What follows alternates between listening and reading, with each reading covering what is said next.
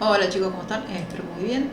En este video lo que vamos a ver es un ejemplo de cómo resolver en alterna un circuito con transistor bipolar de juntura. Vamos a hacer un análisis de pequeña señal, en particular para una configuración en base común.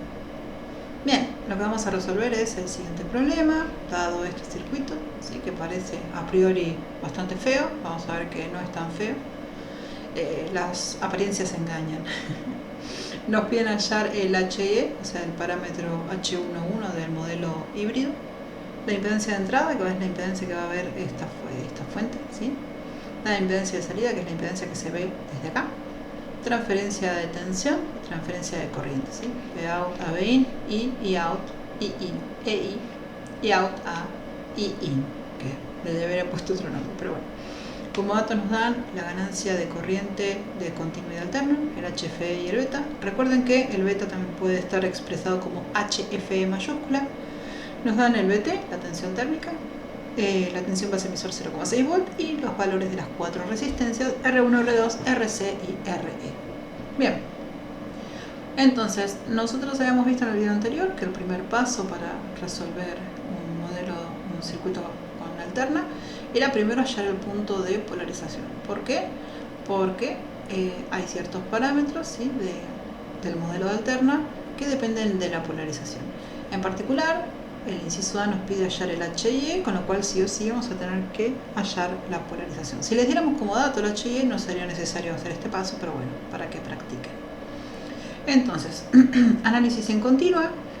Dado el circuito completo, lo que vamos a suponer es que la fuente de alterna no va a estar, ¿sí? Porque vamos a aplicar superposición, y además vamos a tener en cuenta que los capacitores se van a comportar como circuitos abiertos, con lo cual el circuito equivalente en continua es el que se ve a la derecha. Bien, con este circuito así más simplificado, lo que vamos a hallar es el punto de polarización. En particular, el valor que nos interesa es la corriente de base de polarización, ¿sí? ¿Por qué? Porque el HIE, que es lo que queremos calcular acá, depende de la corriente de base, porque HIE es BT sobre IBQ. Bien, así como está dibujado, quizás se les complica un poco analizar, no debería, pero bueno, podría complicarse. Entonces vamos a redibujarlo de este circuito de una forma más bonita, más amigable, ¿sí? Simplemente lo puse patas para arriba, pero bueno, quedó mucho mejor.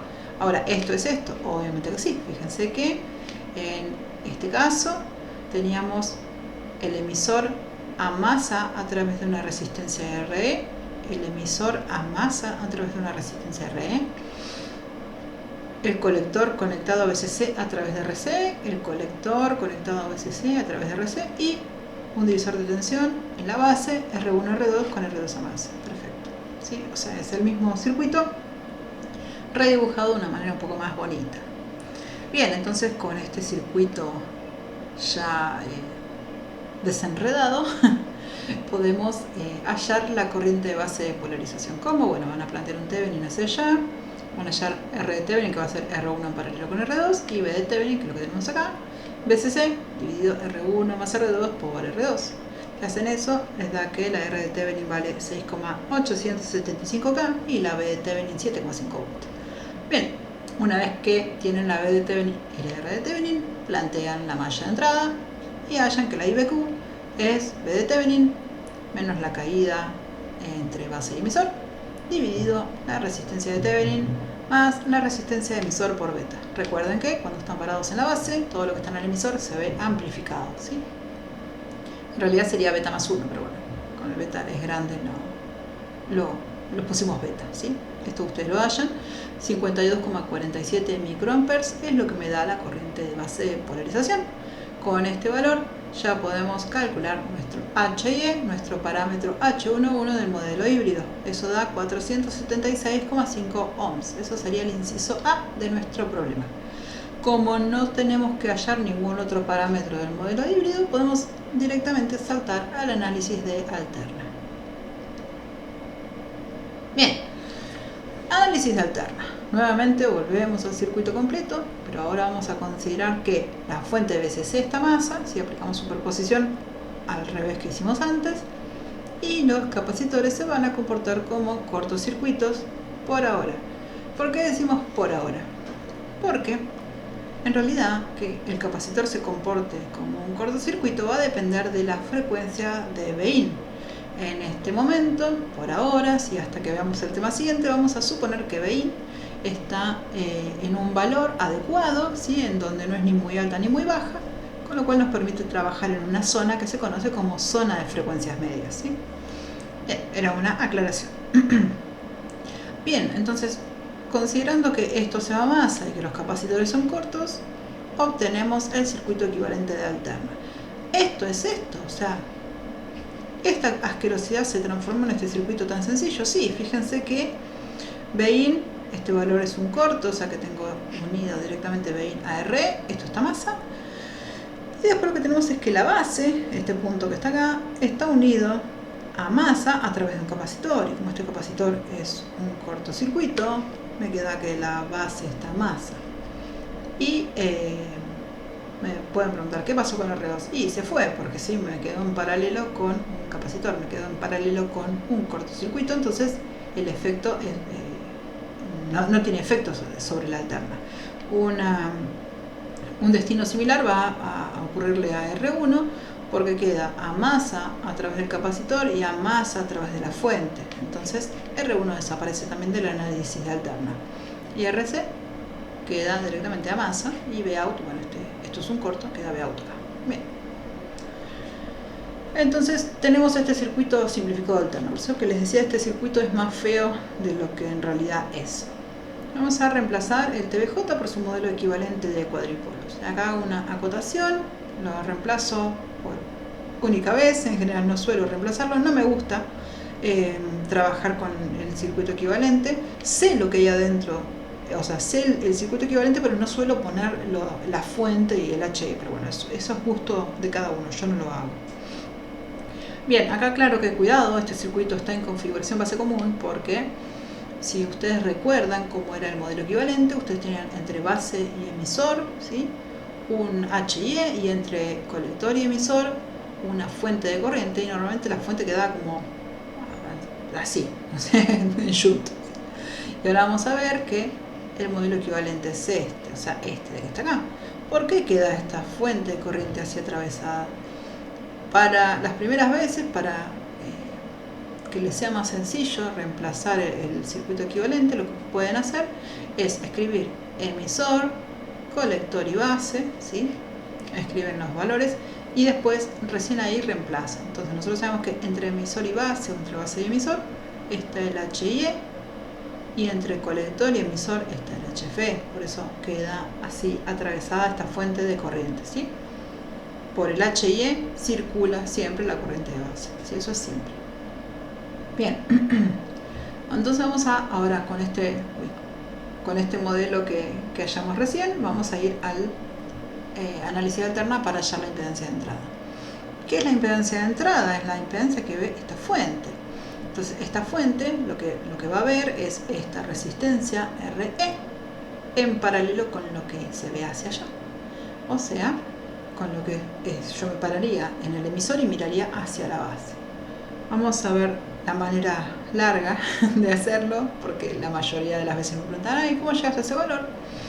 Nos paramos acá, entonces acá ponemos una fuente de prueba, ¿sí? Acá, en esta zona, ponen donde está RE, ponen una fuente de prueba de tensión, y lo que van a obtener, ¿sí?, es que la impedancia entre este punto, entre emisor y base, va a ser la tensión de prueba sobre la corriente que entregue esa tensión de prueba. La corriente que va a entregar esa fuente de prueba va a ser la corriente de base más el HFE por I de base, ¿sí? Y además sabemos que la corriente de base va a ser, la tensión de prueba va a estar acá, como si fuera RE, pero una fuente. Al estar en paralelo al HIE, la corriente de base va a ser V de prueba sobre HIE, ¿sí? Que es lo que tenemos acá, sabiendo que I de base es V de prueba sobre HIE, reemplazamos, ¿sí?, esto acá, y obtenemos que IP es V de prueba por HF más 1 sobre HIE. Si despejamos V de prueba, que es lo que queremos acá, sobre I de prueba, se me invierte esto y me queda HI arriba, HF más 1 abajo. Bien, la impedancia entre el emisor y la base es HIE más HF sobre HF más 1. Esto ya habíamos visto, ¿sí? Cuando nosotros nos paramos en el emisor y miramos hacia la base, lo que vamos a ver es que lo que está en la base se va a ver más chiquito, se va a ver dividido HF más 1. Digamos, de la misma manera que cuando ustedes están en la base, cuando miran hacia el emisor, ven lo que está en el emisor amplificado por HF más 1 o beta más 1, cuando están en emisor y miran hacia la base pasa el efecto contrario, ¿sí? Todo lo que está en la base se ve más chiquito. Y en este caso lo único que tengo en la base es el HIE, con lo cual la impedancia que se ve hacia allá es el HIE dividido HF más 1. Si hacen eso, reemplazan esto acá, ¿sí? Me queda que la impedancia de entrada es 2,36 ohms. ¡Wow! Me vas a decir, ¿es tan poquito? Sí. Obviamente es tan poquito porque lo que estamos viendo efectivamente es RE, que puede valer lo que se le ocurra, en paralelo con la resistencia del diodo emisor. Entonces, digamos, el HI dividido HF más 1 simplemente es la resistencia dinámica del diodo, ¿sí? Pero bueno, hemos hallado entonces la impedancia de entrada. Tengo que hacer vamos acá, para acá. ¿Tengo que hacer este análisis? No, yo simplemente lo hice para que vean de dónde sale, ¿sí? Simplemente lo que ustedes van a decir acá es, estoy en el emisor mirando hacia la base, lo que esté en la base va a estar dividido HF más 1. Si en la base, si en la base hubiera una resistencia, también la van a ver dividida HF más 1, ¿sí? Bien. Hemos terminado con la impedancia de entrada. Ahora vamos a con la impedancia de salida. Nuevamente el mismo. La impedancia de salida va a ser RC en paralelo con lo que se ve hacia allá, ¿sí? Vamos a ponerle ZC, por decirles algo, ¿sí? Un nombre. Nuevamente, ¿qué debería hacer? Debería poner una fuente de prueba, ¿sí? Y hacer cero esta fuente. Recuerden que para hallar una impedancia de Thevenin tiene que hacer cero las fuentes independientes y poner una fuente de prueba si hay fuentes controladas, que es nuestro caso. Pero ¿qué ocurre? Si ustedes ponen una fuente de prueba de este lado y hacen cero esta fuente, no hay ninguna manera de que se me genere una corriente de base. ¿Sí? No hay manera, está incomunicado esto con esto. Entonces, al no generarse una corriente de base, esta corriente que está acá vale cero. ¿Sí? O sea que la corriente que entregaría esa fuente de prueba sería cero. Con lo cual, ZC me quedaría B de prueba dividido 0, infinito, es un circuito abierto. Al tener esa consideración, normalmente nosotros lo que decimos es, como está en el colector, ¿sí? Si yo miro hacia el colector no veo nada. Lo que estoy viendo justamente es esto, es un circuito abierto, ¿sí? ¿Por qué? Porque yo estoy poniendo una fuente de prueba del lado del colector que no puede nunca excitar una corriente de base que está del otro lado. Entonces, bueno, pasa esto, ¿sí? La impedancia que se ve en el colector es infinita, con lo cual la impedancia de salida solamente es RC, porque me queda RC en paralelo con un circuito abierto, es RC, ¿sí? Eso sería el inciso C de nuestro problema. Ahora vamos estamos yendo del inciso A, B, C. Ahora vamos con el otro inciso, transferencia de tensión. Bien, para hallar las transferencias de tensión, yo les muestro cómo lo hago yo. Cada uno lo puede hacer de la manera que quiera, ¿sí? Yo lo que hago es hallar transferencias parciales. Hallo pequeñas transferencias y después las junto todas. Entonces, lo que yo quiero hallar es B out sobre B in. Entonces, lo primero que hallo yo es corriente de entrada dividido tensión de entrada. ¿Por qué? Porque eso yo ya lo conozco, lo acabo de calcular hace un ratito. Esa es la impedancia de entrada. Entonces aprovecho que esto ya lo conozco, ¿sí? I in sobre B in, impedancia de entrada. Después hallo la corriente de emisor. La corriente de emisor va a depender de la corriente de entrada. La corriente de emisor va a ser la corriente de entrada multiplicada por la resistencia RE, que es la resistencia por donde no pasa esta corriente, dividido RE más HIE sobre HF. ¿Qué es esto? Esto se llama divisor de corriente. La fórmula poco académica que decimos los ingenieros es, cuando tienen un divisor de corriente, si ustedes tienen esta corriente y quieren hallar esta, va a ser esta corriente es esta multiplicada por la resistencia por donde no pasa la corriente que yo quiero, o sea, esta corriente no pasa por acá, dividida por la resistencia donde no pasa más la resistencia por donde sí pasa. ¿Y por dónde pasa? Pasa por el HIE dividido HF más 1, ¿sí? Para allá se veía esa impedancia que habíamos hallado, ZEB, ¿sí? Entonces, fórmula mnemotécnica: corriente es igual a la corriente que da origen multiplicado por la resistencia por donde no pasa, dividido la resistencia por donde no pasa más la resistencia por donde sí pasa. Igual esto lo van a ver seguramente en los videos con Emilio. Bien, ahí lo que obtuve es corriente de emisor en función de la corriente de entrada. Y por último, vamos a hallar Vout, ¿sí? Tensión de salida, como corriente de emisor por HF sobre HF más 1. ¿What? ¿Me va a decir qué es esto? No, chicos, nada. Lo único que hice acá fue corriente de emisor dividido HF más 1 es la corriente base, multiplicada por HFE es la corriente de colector. Entonces, básicamente todo esto es la corriente de colector, que es lo que viene por acá, multiplicado por RC. Nada más que no me entraba en la pantalla la fórmula que me relacionaba la corriente de emisor con la corriente de colector. Entonces lo puse todo junto, pero no se asusten.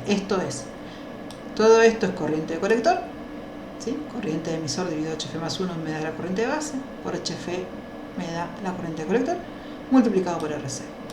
De acá que despejo Vout sobre IE. Bien, ya tengo IIN sobre Vin, IE sobre IIN, Vout sobre IE. Parezco tonto. Bien, copié acá arriba para tener ayuda a memoria, que era cada cosa.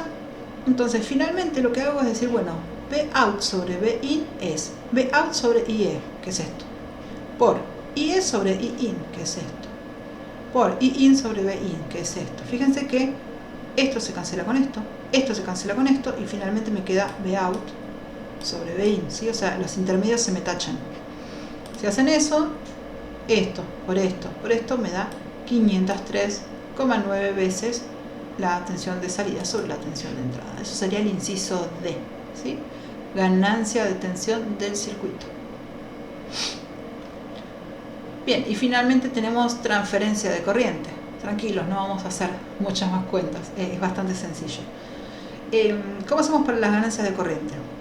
Para la ganancia de corriente vamos a aprovechar, ¿sí?, la transferencia de tensión que acabamos de hallar. Y lo que decimos es que la corriente de entrada es la tensión de entrada dividido la impedancia de entrada, ¿sí?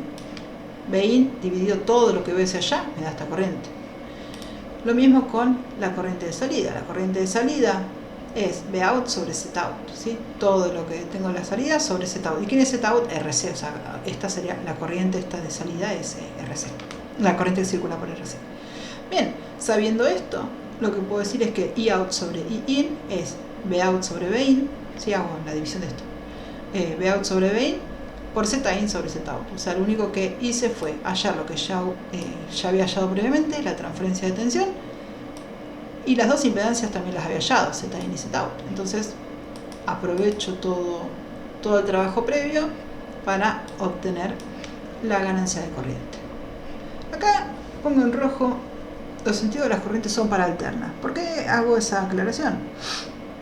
Porque yo estoy suponiendo que la corriente entra así, y que por acá viene la corriente emisor y la estoy apuntando en contra de la flecha, ¿sí? Esto, si bien está en mayúscula, son todos valores de alternas. ¿Por qué la puse en mayúscula? Por la realidad es porque era espantosa la fuente en minúscula y quedaba muy feo, ¿sí? Pero estos son valores de alterna. Entonces, estas flechas en realidad podrían ir para ahí o para el otro lado, porque en alterna las senoidales van y vienen, o sea que acá lo puse para mayor simplicidad apuntando a la derecha, pero en un ciclo van a ir para un lado y en el otro ciclo van a ir para el otro. Así que, bueno, es por eso. Los sentidos de las corrientes son para alterna. En continua, la corriente de emisor siempre va hacia allá, ¿sí? La corriente de base va entrando y la corriente de colector sale. ¿Está bien? Era una aclaración que quería hacer porque no quiero ver flechas de este tipo en análisis de continua. Bien. Acá volvemos a recordar que es una configuración en base común y que es correcto que la relación de corriente de salida a corriente de entrada me haya dado menor a 1, porque recuerden que en un base común nunca puede ganar en corriente, ¿sí? Entonces, bueno, es todo por hoy. Tienen más ejercicios resueltos en los videos de Emilio, así que bueno, pero esto era uno detallado como para que vean que todo lo que aplicamos para el emisor común también sirve para un base común.